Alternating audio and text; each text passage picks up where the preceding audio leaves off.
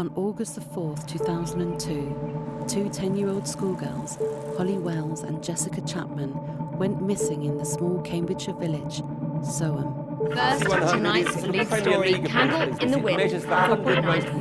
Welcome back, you're watching Sky News. Let's take you now to Soham. The search for Holly Wells and Jessica Chapman has tonight been extended to fields near their primary school. Their disappearance sparked the biggest manhunt Britain had ever seen.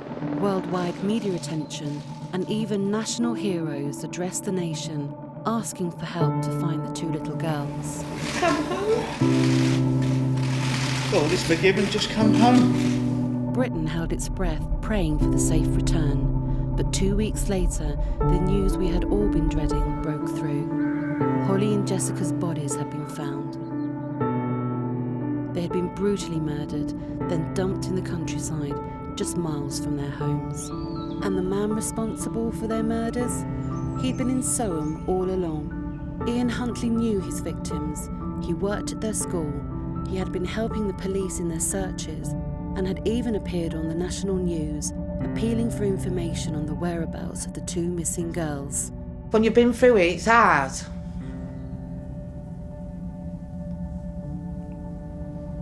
Sorry.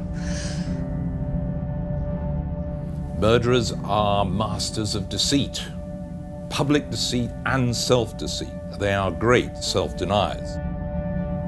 As far as I'm concerned, I want Ian Huntley to rot in hell. If I'd have known he was going to do that to those two girls, I think I would have killed him. You know, it was terrible. As we approach the 10th anniversary of Holly and Jessica's tragic deaths, what have we really learnt? And how can we ever stop another Huntley striking again?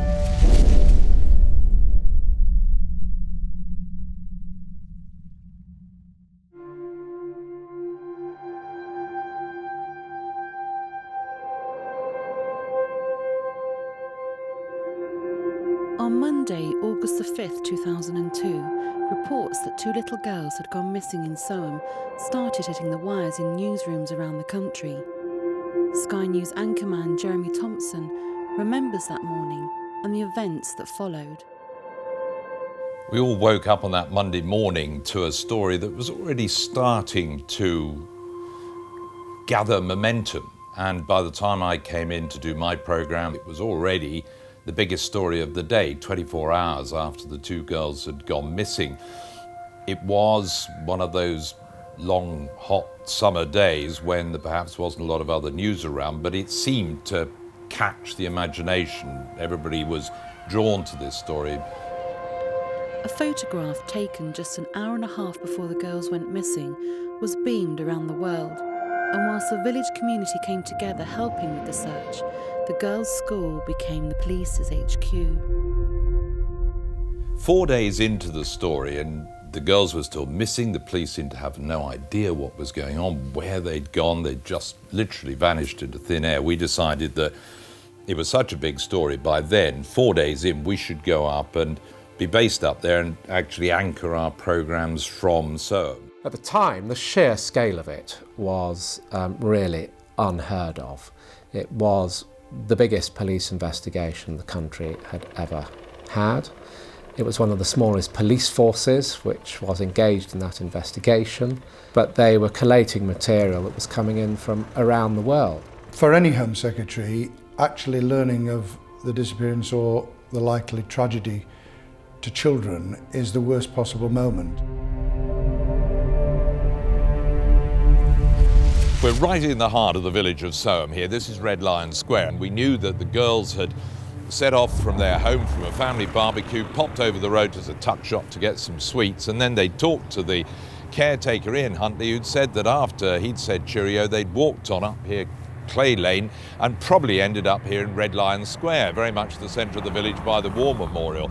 And that's where the trail had very much gone cold. With the world's media now camped out in the small Cambridgeshire town and increasing pressure building to find the girls, it started to become clear that this case was too much for the small, inexperienced force to cope with, and cracks started to appear in the investigation. Detective Chief Inspector Martin Underhill was called in to help after his experience working on the notorious child abduction case of Sarah Payne. I can remember when I met the senior investigating officer, his face was just an absolute picture of shock, horror. And I actually said to him, "Are you okay?" And he went, "No, I'm just so swamped by this. You know, what do I do?" Panic started to set in as the case had not been given priority quick enough and the proper lines of investigation had not been put in place. When you're dealing with a child abduction, we have what's called the golden hour, which is everything you capture in the first hour or the first few hours can actually dictate the whole of your inquiry. The problem with Soham is that those first few hours were lost. There's no point in blaming individuals if they've not been properly trained and given the background and understand the enormity of the issues. Although they had lost valuable time in the first stages of the case, Cambridgeshire police were quick to rule out who was not responsible for the girl's disappearance. When a child goes missing, there are 9 different scenarios as to what could have happened, and about 3 of those scenarios involved the family. One thing that became very clear very quickly is that the families, the Chapman and Wells families, were not involved. You then realise that unless a terrible accident's happened, that somebody else, a third party, has been involved in the disappearance, abduction, or possibly murder of these children.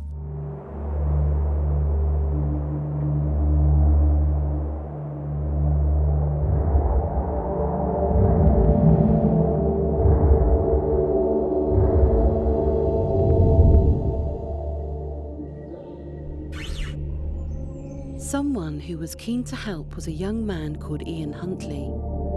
He was the school caretaker and the boyfriend of the girl's favourite classroom assistant, Maxine Carr. He took the police to search the school and told them he was the last person to see Holly and Jessica.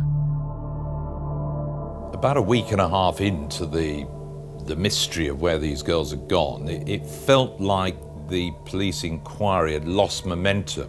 We decided to go up and again base our programs there, and we had a whole day of broadcasting. And the idea is we thought, well, maybe we can sort of breathe some life back into the inquiry, draw the public attention back onto the story. I tried to walk through the timeline of the last known movements of the 2 girls when they left the family barbecue, came over here to the little tuck shop in the sports hall at the village college, and then I thought we'd better talk to the last person to say they had seen her alive, and that of course was Ian Huntley, and I talked to him just outside his house in front of the village college there. How do we know they were here at 6:15? Well, we have an eyewitness. Ian Huntley here is a familiar figure. Evening, Ian. You're the school caretaker. The girls, Jessica and Holly, would know you, and they saw you on the front doorstep. What went on? Well, I don't know the girls. I stood on the front doorstep grooming my dog down. She'd run away and come back a bit of a mess. They just came across and asked how Miss Carr was, as she used to teach them at St Andrews. I just said she weren't very good as she hadn't got the job. And they just said, please tell her that we're very sorry.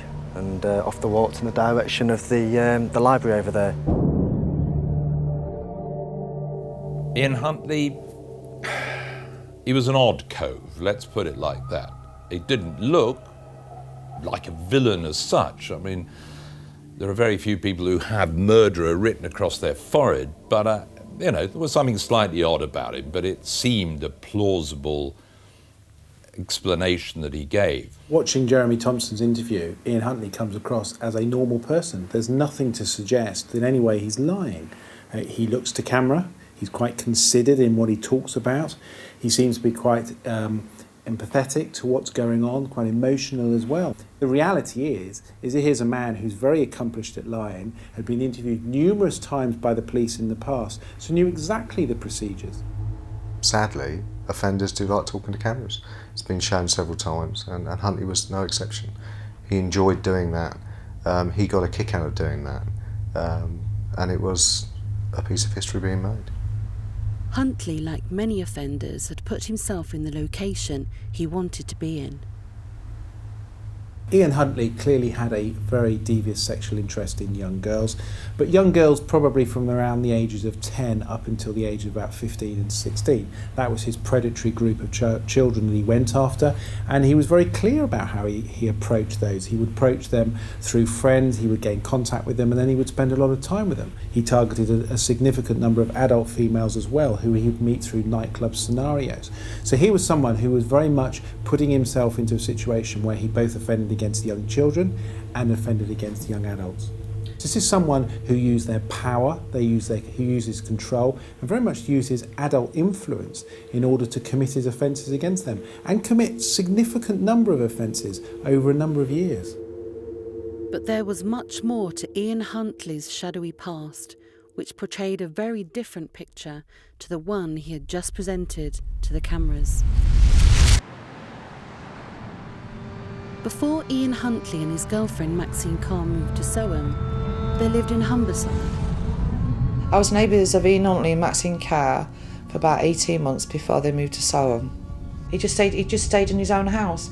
His job was work, come home, maybe go to the shops, come home, and that was it. They didn't go anywhere. For a young couple, Ian and Maxine didn't even go to the local pub. Marissa is going back to Scunthorpe, to the flat where she lived next door to Huntley and Carr.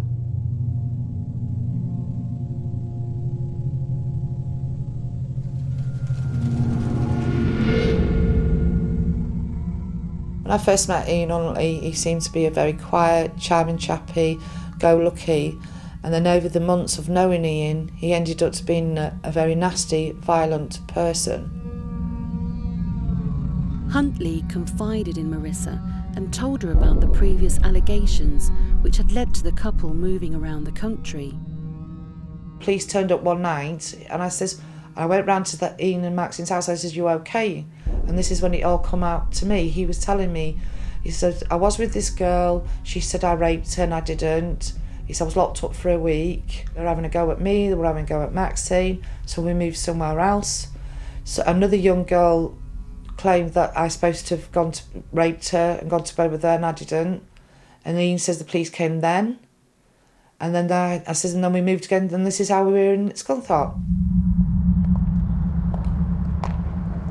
I finished a 12-hour night shift. It was in the winter at 6 o'clock in the morning. I pulled up out here on my push bike, and he was underneath my stairs. And he made me scared, and he asked me if I got 2 slices of bread and butter for him. That's the first time I really felt scared of Ian Huntley when he was doing that to me. It makes you wonder if he was watching me all the time when I was coming home at stupid hours in the morning from work. It wasn't long after that Huntley's strange behaviour turned to violence, this time directed at Marissa's friend, Maxine. One night I went out with the girls from work and I came home and I heard Maxine screaming. And Ian was shouting at her, "Shut up, you..." Can I use these words? Yeah, use. He said, "Shut up, you slag." He says, "You're going to take this." "I don't want it, Ian. I'm not very well, Ian. I'm bleeding, Ian. I'm telling you now, Maxine, you're here to serve me, Maxine."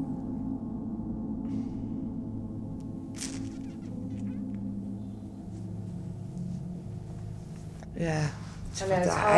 It is. When you've been through it, it's hard.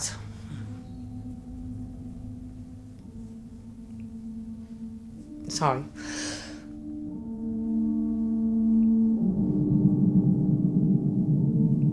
I couldn't take it anymore, so I went downstairs and I walked into their house and I hit Ian and grabbed Maxine and took her to my house and put her in my flat, away from him.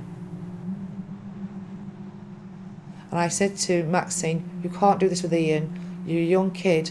You miss your mum. You miss your sisters. Just go. If you need a train fare," I said, "from Grimsby from Scunthorpe, it's not a lot of money on the train. I'll give you the train fare. Just go." Just don't want to be here. It just hurts that knowing that he could have killed people I know and killed somebody else's children instead. Don't want to be here. I can't do it.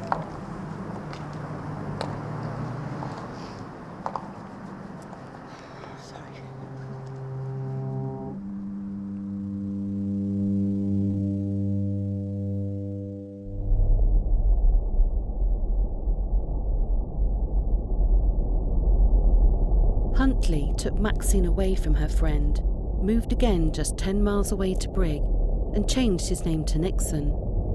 Someone else that was to experience the caretaker's Jekyll and Hyde personality was garage owner John McLeod. Christmas Eve, we was all getting ready for our Christmas drink.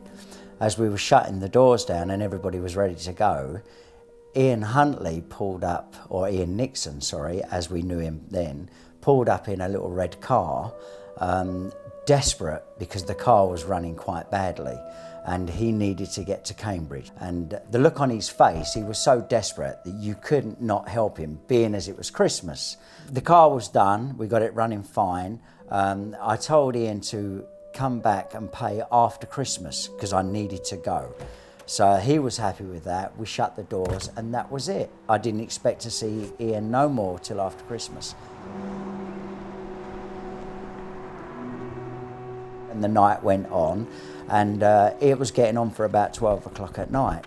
So I decided I needed to be going and getting home. I then left the local pub, and as I came out the pub, I heard this horrific screaming. As I came along here, he was on this side, she was on that side towards the door. He had her in a headlock and he was punching her like that on the same place in her face all the time. And between the time that I'd shouted, he was still hitting her while I was shouting at him. He was then shouting back at me, telling me to mind my own business and go. All the time this was happening, he hadn't stopped on the punches. He was still punching her. She was still screaming. And there was nothing else I could do. I had to go up the top of the stairs. Anyone would have gone up there. I had to get up there. But I wasn't ready for what happened at the top of the stairs. I mean, he literally threw her down like she was nothing and then came at me. He pushed me so hard that he'd actually hit the wall, and with that he fell down. And it was at that point, when I saw his face, I knew it was Ian, the same guy that I had just done the car for. And I could not believe how he was at the workshop to how he was now, you know. And then Maxine turned on me, you know, look what you've done to him. And I was in such a state of shock about that. I thought, you know, maybe these two deserve each other.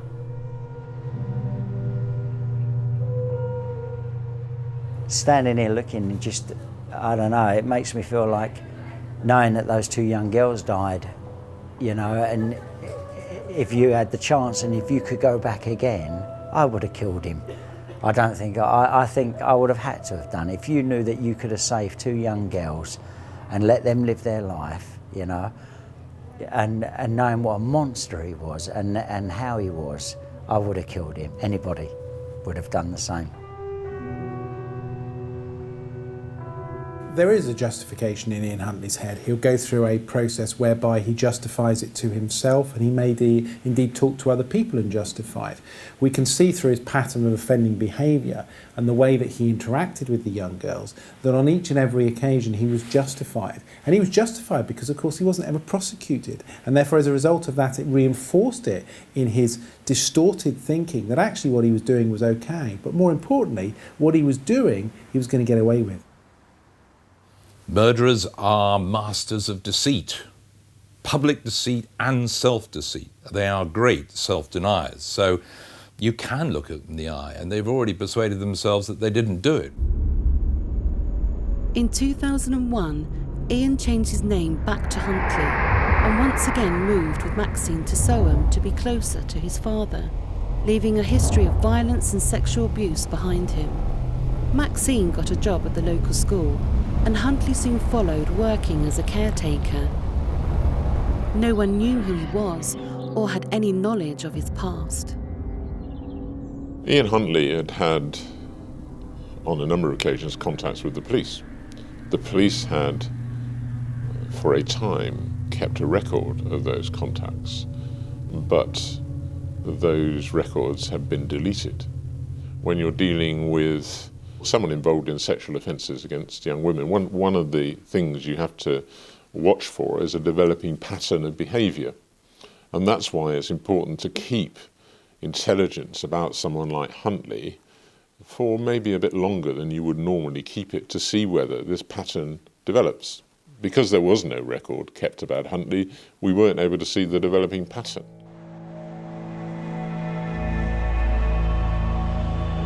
The list of mistakes made by Humberside and Cambridgeshire police continued.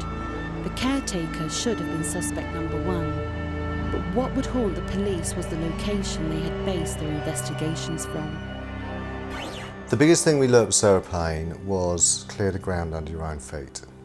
In other words, you start at the centre and you work outwards, but you must make sure your feet are clear before you start moving out. And tragically, that went horribly wrong with Soham, because they set up their command centre at the school, which subsequently later, hindsight was to show, was where the children's clothing was found, where Huntley worked as the suspect, and possibly where the children actually were as bodies at some stage during the inquiry. So they never really had a chance to clear the right ground under their feet. It was also later to transpire that the school hadn't checked out Huntley's references. Maxine Carr had used her influence to get him a job there. Huntley obviously had control over her, but did Maxine know where Holly and Jessica were? This is where we set up our main presentation unit. This is where I did a lot of the live programs that day from the high street, a very noisy little high street here in the heart of Soham. This is where I interviewed Maxine Carr, right here on the pavement on the high street, in what turned out to be a rather revealing interview. This is something I'll probably keep for the rest of my life, I think. It's what Holly gave me on the last day of term. She was very, very upset because I didn't get my job, and that's the kind of girl she was. She was just lovely, really lovely. That's really very sweet, isn't it? Yeah.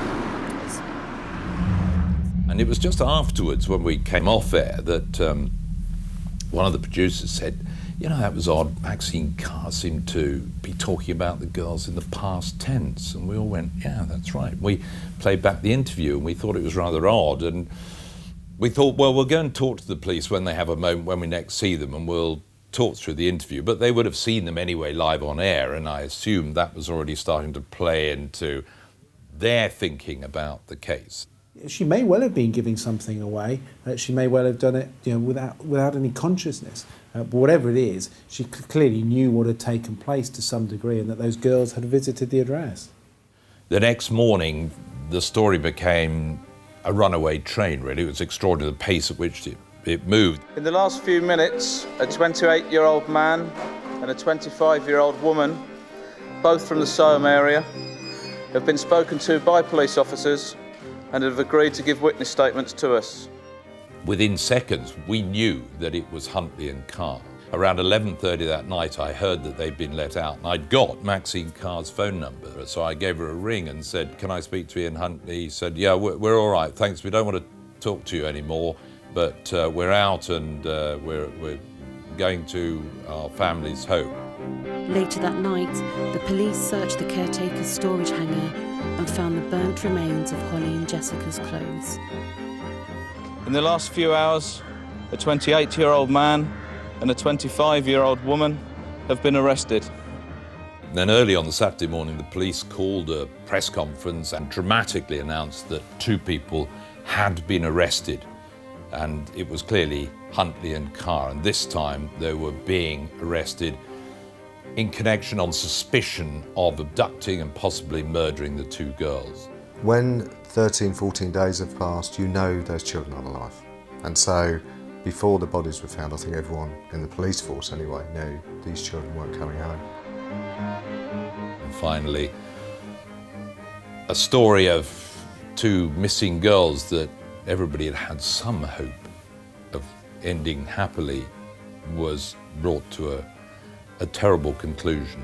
It was suddenly a murder inquiry.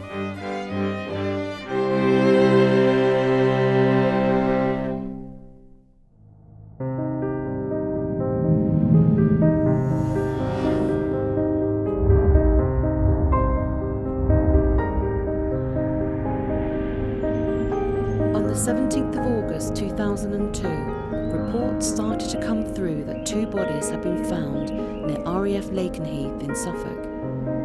I was invited to the scene pretty early on because this would be important in terms of determining what to do and how to do it. And so, fortunately, the way the bodies were discovered, the scene and its immediate surroundings were left largely undisturbed, which was an advantage. So, for instance, it was possible to see an offender path into the ditch where they were discovered.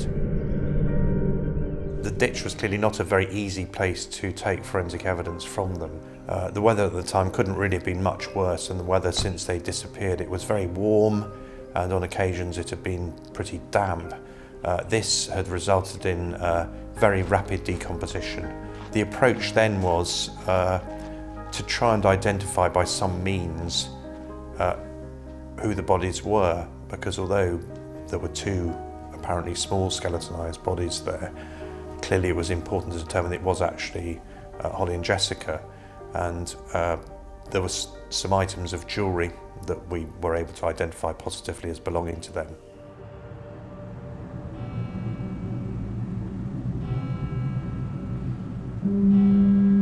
A year later, on November the 3rd, 2003, the prosecution opened its case at the Old Bailey.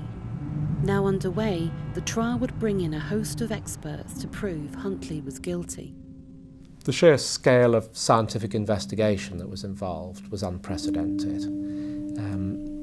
Something in the order of 20 different scientific disciplines became involved. So just mastering the evidence and then putting it in a way that hopefully would make sense to people with no background in one or other of the disciplines involved was especially interesting. It's one of those cases where it simply wasn't possible to determine a cause of death, so the cause of death for both of them was unascertained. There would be a range of possibilities. Clearly they had to have died by a mechanism that didn't leave much in the way of skeletal injury. Asphyxial deaths due to some form of neck compression are common, and of course would leave signs that couldn't be detected in a decomposed state. The pathology was awful, and for the families to hear about the discovery of their children and what was involved must have been horrendous for them, and remains so, I'm sure. For those who were involved in that, equally traumatic, even as professionals. It was apparent that the vegetation above the bodies had signs of quite localised fire damage, so overhanging branches, that sort of thing, had been scorched, and it was then apparent that some of the parts of the decomposing bodies had also been scorched. And this clearly indicated that there'd been an attempt to set fire to them. It was no doubt done with some forensic awareness. It was done with the intention perhaps of wanting to remove evidence. The problem is, and this is not uncommon, in trying to get rid of evidence or trying to do a clean-up, people actually produce much more damning evidence in doing that. And the fact that a place that he had access to had the burnt clothing attributable to the girls, I think with one of his head hairs on top of it, in terms of sequence quite important, turned out to be rather damning evidence of itself. Well, he'd covered his tracks very carefully, but what finally came in was material that showed that his car, the Fiesta, had gone down what became known as the deposition site. It was a highly unusual surface on that site, various chalk deposits, and we had those analysed and found pieces of those chalk deposits on the lower axles of the Ford Fiesta. And so that ultimately proved that it was his car that had been down the drove. And without him explaining how or why it had been there, the implication was obvious. And that, I think, is when he finally decided he had to concede that he was responsible for their killing and deposition. But what about Maxine Carr? Did she know more than she had let on? And would she stay loyal to the man that made her a victim for so long? Who can forget the very dramatic scenes in courtroom number 1 as Maxine Carr, giving her evidence from the witness box, broke down as she was questioned and said, pointing at Ian Huntley across the courtroom, "I will not be blamed for what that thing in that box has done to me or those children." For some of what she said, it's difficult to say does one believe her or not, because when she was being interviewed by the press during the course of the investigations, much of what she said then was shown not to be accurate. everything she had was rooted in the school and her relationship with Huntley and the home that came with that. And so one begins to understand how decisions made perhaps in haste are regretted over time. Clearly at some stage she did start to be more truthful. Now whether that was the entire truth, I don't know, and we will never know. But she clearly was more truthful at some stage. What caused her to do that? Maybe she had some kind of conscious feelings about the whole situation. Maybe she felt this is absolutely horrendous. Or maybe she was just simply throwing out a lifeline for herself. So I don't applaud it and I don't approve of it, but one can perhaps begin to understand why somebody would preserve that which they thought they had. Once all the evidence was in and the prosecution had interviewed everyone Huntley had been in contact with, everything pointed to one man. By then, I think with him conceding that he had killed the children, but deciding to put forward an account to explain how those killings had come about, which, as far as he was concerned, didn't involve him being guilty of their murder. Now with his back against the wall and without the support of his girlfriend, Huntley decided to tell his version of events. The defence scenario was that the girls turned up at Huntley's door with one of them complaining of a nosebleed. They had then gone up to the bathroom to deal with the nosebleed, and this is when I think credibility was stretched. Somehow one of the girls had fallen into a bath of water and drowned. The other girl had screamed and been smothered in midair and then collapsed dead on the spot. So within a short space of time we had 2 dead girls in Huntley's bathroom. You couldn't really smother someone in midair, you'd have to force them up against something. And smothering has a certain amount of intention attached to it, I would suggest. Whatever actually caused the first one to be killed, and they can't have been killed immediately together, one was killed before the other, I'm as persuaded as I can be that that part of his account was true. The killing of the first may not have been something he set out to achieve in itself. The killing of the second, unquestionably.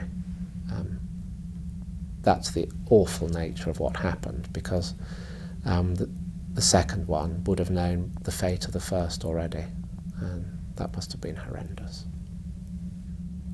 Do you think he meant to kill the girls? Unquestionably, yeah. On the 17th of December 2003, the jury entered the court with their verdict. The jury come back and the first one hears of it is when the foreman stands up and announces the results. So a moment of real drama. And you just hope as a prosecutor that the verdict is the one that you've worked to achieve. Mr. Justice Moses, the trial judge, has made it, and I'm hearing that Ian Huntley has been found guilty of count 1, the murder of Jessica Chapman. Ian Huntley has been found guilty of the murder of Jessica Chapman and the murder of Holly Wells, again by a majority verdict, I am told, of 11-1. Finally, sentencing was given. Huntley got 2 life sentences and Carr 42 months. She only served 21. I thought he should get more than what he got. I'm sorry, but my opinion, I think life for life. And I still think to this day, because he's so cold, you will not ever find out what he did to them children. He was that, because he's got one above everybody else. We don't believe the account that Huntley gave. There were undoubtedly elements of truth within it, but one can only hope that at some point in time he'll feel able to say what really happened and why. I have nothing to say about Ian Huntley. Anything I could say would be unhelpful. I've took a view when I was Home Secretary, and I do now, that the murder and despoliation of children's lives is the most heinous crime of all. And I've said heartfelt things in the past. I mean, as far as I'm concerned, I want Ian Huntley to rot in hell.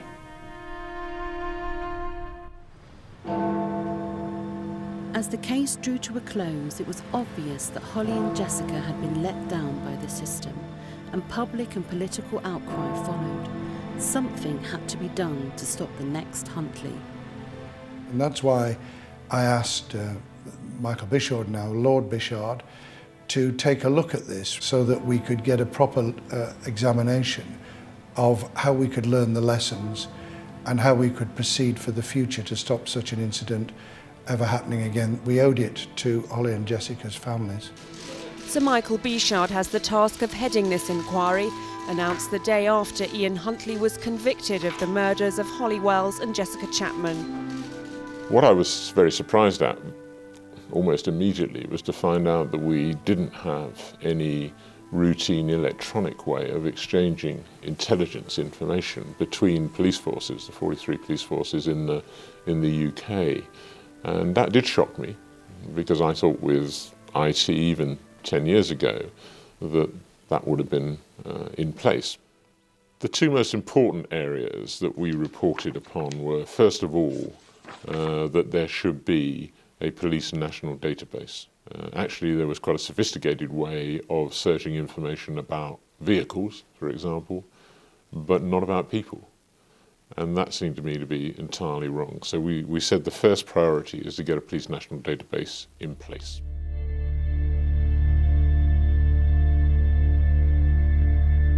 The Police National Database was launched in 2011. This vital policing tool allows all 43 territorial forces around the country to store and share intelligence.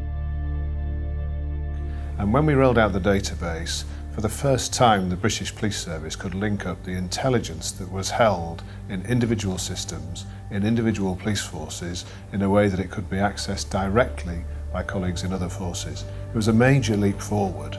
We often have been asked to consider what difference might the Police National Database have made to the Soham investigation. And I think everybody accepts that PND wouldn't itself have stopped Soham. It might well have stopped Ian Huntley from getting his job as a school caretaker. We are now much better in dealing with paedophiles, especially cross-county travelling paedophiles. But sadly, Soham had to happen before that changed. But some critics say that holding information can be dangerous, infringes on our human rights, and as a society we are becoming far too reliant on stored data. The problem with the criminal record system is that the first step, what information are you making available, has become very blurred.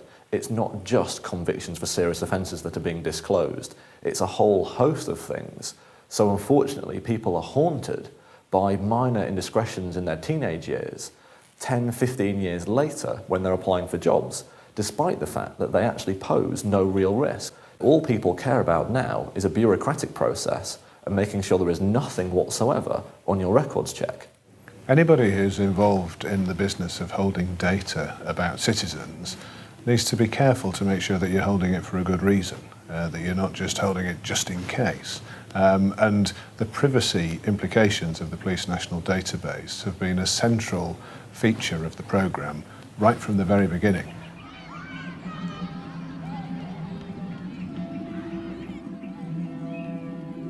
The other ongoing debate which Lord Bishard's inquiry raised was how do we decide who is fit to work with children?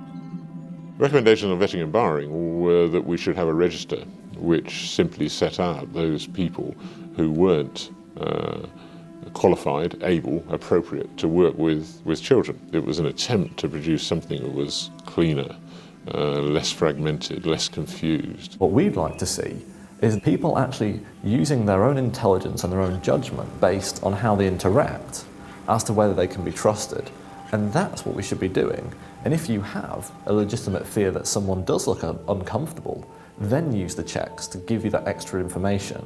This idea of the computer knowing everything about everyone and being able to make decisions is simply a very dangerous way of passing the buck and will ultimately not make children safer. The vetting and barring system that had been set out by the Labour government was very clear and in fact had moved to a position where it was going to be very, very effective. The coalition government come in, they put a halt on that, they said they're going to change it massively. My huge concern is that not only year down the road. We still don't know what those changes will be. They haven't been brought into place, so we're in a limbo. And more so, it's about money. The government have changed this vetting and borrowing because of money, and also because of those individuals out there who have come out and said, this impedes my freedom. Well, I'm sorry, if it takes 10 minutes to fill out a form, but it means a child is safe, then those 10 minutes are worth doing. And anybody who can stand there and say, I shouldn't be checked, I'll ask you a question, why? Well, Bishard recommended a scheme called vetting and barring, which would have incorporated 9 million people in being registered.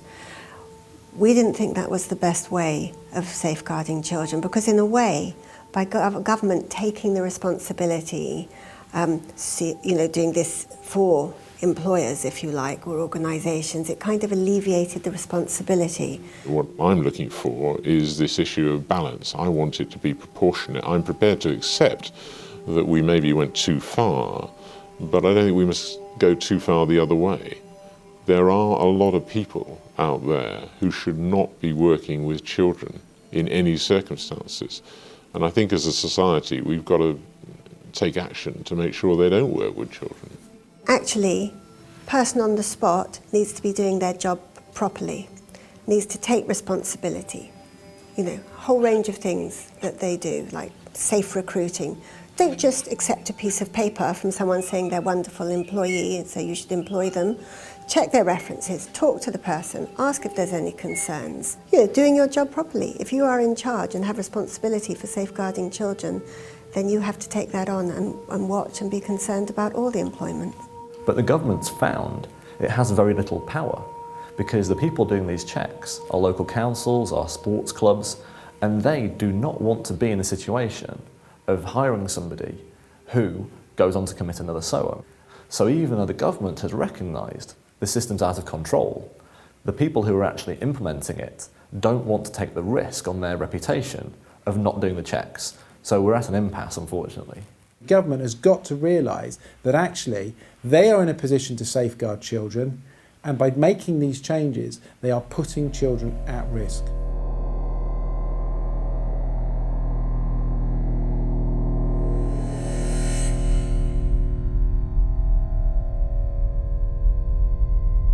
Less than 2 years after the murder of the two little girls, the village college wanted the house that Huntley had lived in, the caretaker's house, demolished, but not just taken down. They had it reduced to rubble and dust and disposed of at a secret location so that the place couldn't become a shrine. Mementos couldn't be sold off for voyeurs of evil crimes like this. So all trace of the crime itself was removed from the face of Soham. But it's a thing that Soham will never forget. The events of the summer of 2002 changed the way Britain is policed and the way we protect our children. But as we approach the 10th anniversary of Holly and Jessica's tragic deaths, what should we remember? All these extraordinary cases, and there are not many of them, but they all bring something different to the public domain, and they raise conscience amongst members of the public, and we have to look at ourselves individually a little more carefully. Soham had to happen. It needed something like Soham to make us realise and kickstart us into dealing with that loophole where a travelling paedophile was escaping notice and was going under the radar. Hopefully most children in this country now are safer and are protected. Soham has made society in this country better, and I hope Jessica and Holly will always be remembered for that. We are in grave danger of going back before Soham if this vetting and barring system does not go ahead. And if we get into that situation, we're putting children at serious risk, and I will question whether or not we actually learned very much from Soham. It was a story that touched and terrified every parent in the land. That was one of the most telling things, one of the things that sticks in my mind, that maybe things will never be quite the same again after the Soham murder case.